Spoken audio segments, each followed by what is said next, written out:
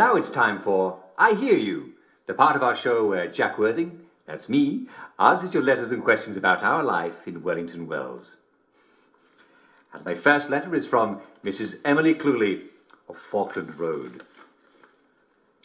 Dear Uncle Jack, I adore your show and thank you for answering my question.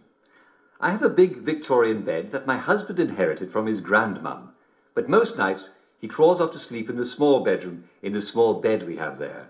He promises that it's not because I snore, but he won't say why he does, and I'm not sure he even knows. He seems a little sad.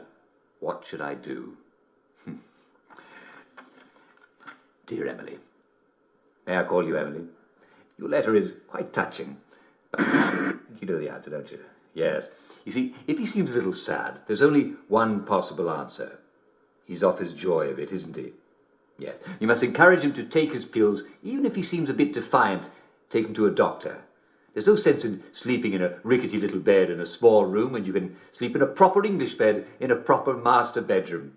And quite frankly, even if you did snore, if he's taking his joy, then he should sleep soundly regardless. Just make sure he falls asleep before you do, and you both should be fine. Thank you for writing, Emily, and do keep me posted about your progress. Well, that was a bit of a dreary letter, wasn't it? I'm sorry.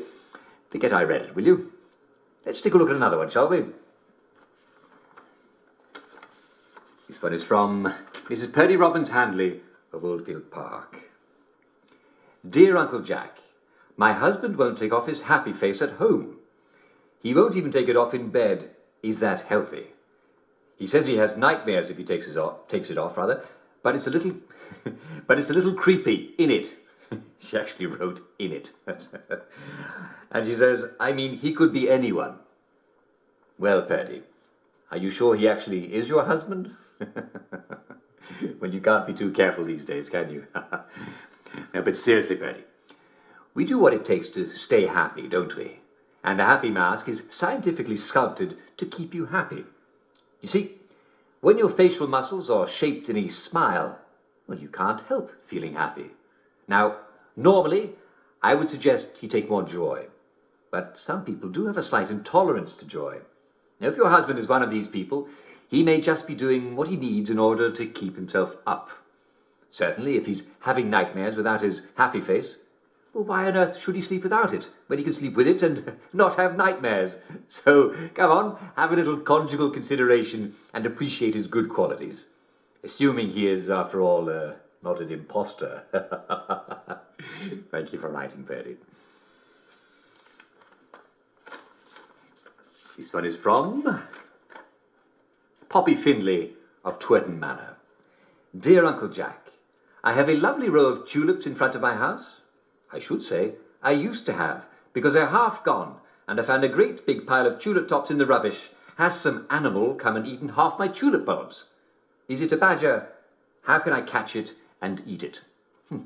Well, Poppy, I'm sorry to tell you it's extremely unlikely that you have a badger, given that the tulip tops were placed in the rubbish.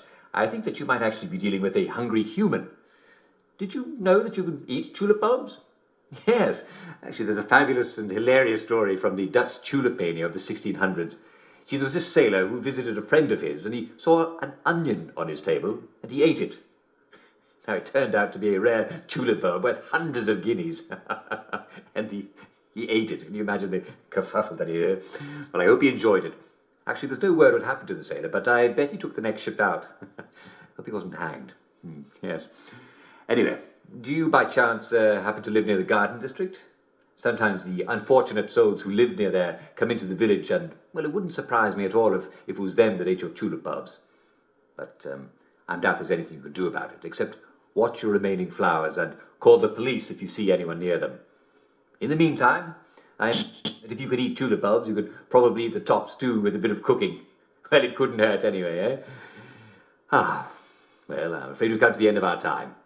Tune in again next time, when I hope you'll join us and we'll answer all your questions about life in Wellington Wells. I'll see you soon.